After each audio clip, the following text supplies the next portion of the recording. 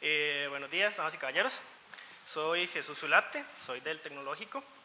Yo vengo en representación de mi compañero Óscar Vázquez. Este proyecto de investigación nació como el seminario de investigación de Óscar. Yo le estuve ayudando con todo lo que fue la metodología y el análisis de los resultados. Y no nos puede acompañar hoy porque está en la extracción de las cordales, entonces creo que preferiría estar aquí presentando que donde está en estos momentos. Y el profesor Rodrigo Bogarín fue el tutor de tesis de él. Esta frase de Knuth nos dice: "An algorithm must be seen to be believed". En esencia nos dice que la experimentación es algo importante y necesario a la hora de estar diseñando algoritmos para revisar si realmente están funcionando.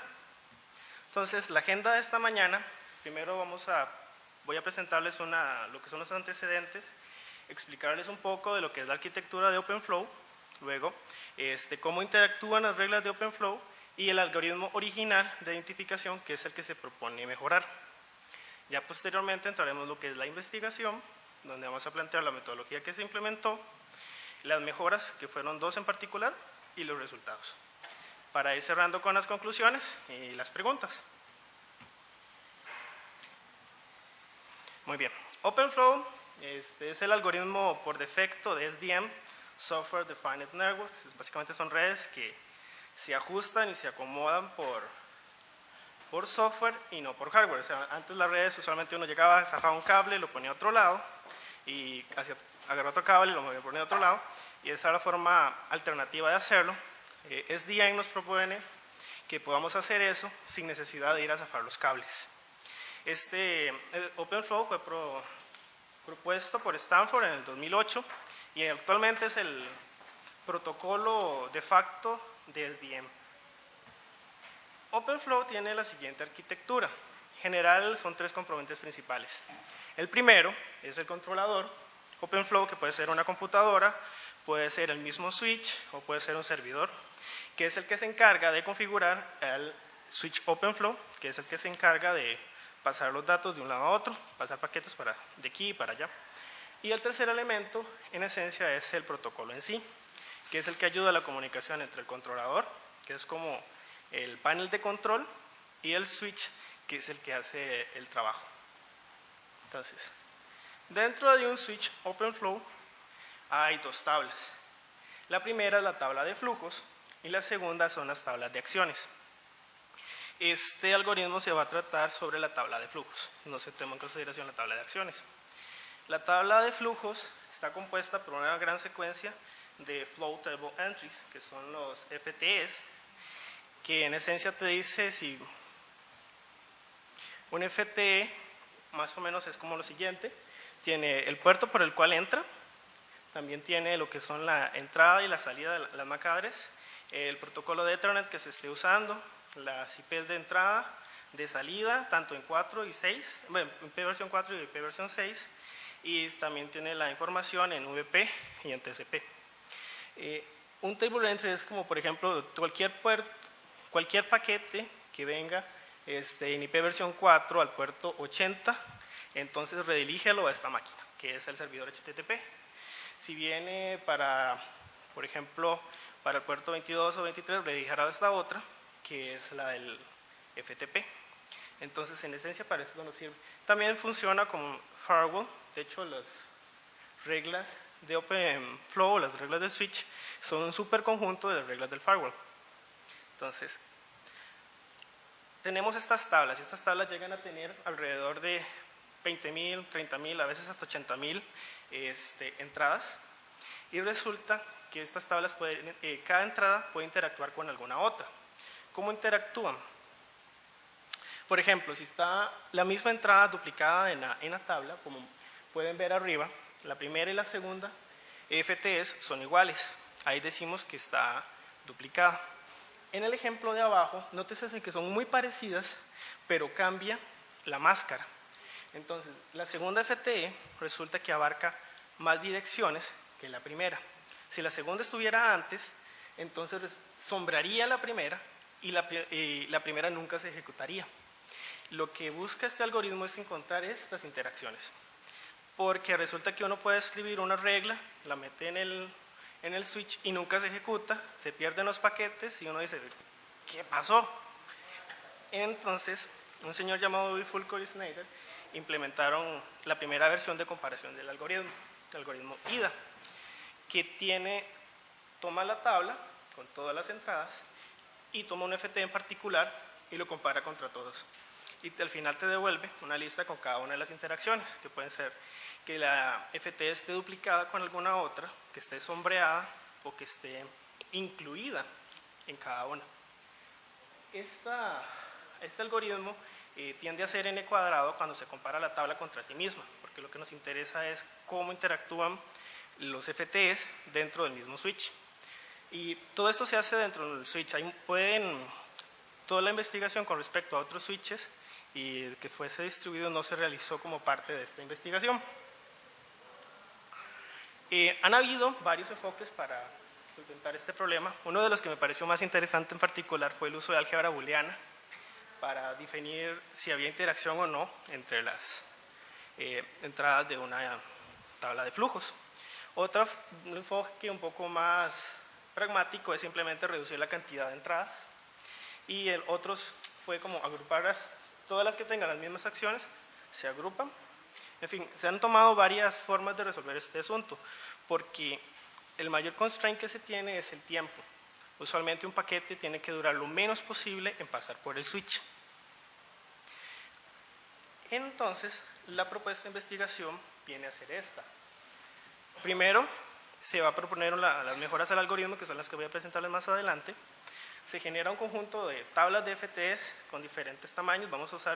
Se utilizó diseño de experimentos. Se pusieron ambos algoritmos a correr y se tomaba el tiempo de cuánto duró cada uno. Ahorita les explico cuáles fueron los parámetros del experimento. Al final se analizó, en primera instancia se trató con ANOVA, pero resultó que los resultados no eran normales. Entonces tuvimos que recurrir a Kruskal-Wallis. De hecho, el ANOVA quedó como una S, lo cual fue como triste en su momento. Esto fue lo que nos tiró originalmente. El final, el p-value fue como menor a 0.1, 0.001, entonces fue bastante aceptable. Y el experimento se hizo de la siguiente forma. Se tomaron los factores importantes que se iban a comparar el algoritmo original y el algoritmo alternativo, que ya les voy a explicar. Se realizaron 20 repeticiones y, como les dije, lo que se tomó en cuenta fue el tiempo de ejecución. Entonces, cuanto a los tamaños de las tablas, se tomaron los siguientes tamaños: 10.000, 40.000, 70.000 y 100.000 entradas por las tablas. Luego hay campos que son comodines, que son básicamente campos que no se toman en cuenta en la comparación. Posteriormente se utilizó algo que es la probabilidad de que un campo estuviera repetido a la hora de generarse, con 0 que no estuviera, 25 y 50%. Usualmente se espera que no hayan muchos campos repetidos. Si ya tenés un 25% de las reglas en una tabla que están repetidos, por favor, despidan al de redes. Ok, el algoritmo enfoca las mejoras en dos áreas particulares. La primera es la reducción de las comparaciones en cada una de las entradas de la tabla, y la segunda son las comparaciones de entradas entre sí. El algoritmo original de Bifulco y Snyder comparaba todo el row y te decía tiene interacción o no tiene interacción. Lo primero que se hizo fue ir comparando entrada por entrada, y en el primer momento en que se encontrara una relación que fuera disjunta, porque estas entradas funcionan como si fueran un AND, tienen que cumplirse todas. En el momento en que se encontrara alguna que ya no, se paraba la comparación. Parece sencillo, pero no se había hecho antes. La segunda mejora, esta sí es un poco más suculenta y interesante, fue utilizar tablas de hashes. La tabla de hash, o sea, se toma lo que está el valor de esa entrada, por ejemplo la IP address o el puerto de salida, se le aplica una función de hash y eso nos dirige a otra tabla que contiene una lista con los punteros de las FTs que hicieron un match con ese valor.